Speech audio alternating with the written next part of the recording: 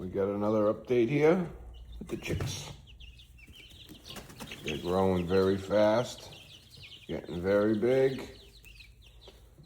I think we're gonna put them outside after this weekend. This weekend's supposed to be cold, so we'll keep them inside. And then Monday or Tuesday, they're off to roam the yard. We'll see how they do. But they're definitely getting big. Look at the white turkeys there. They're growing fast.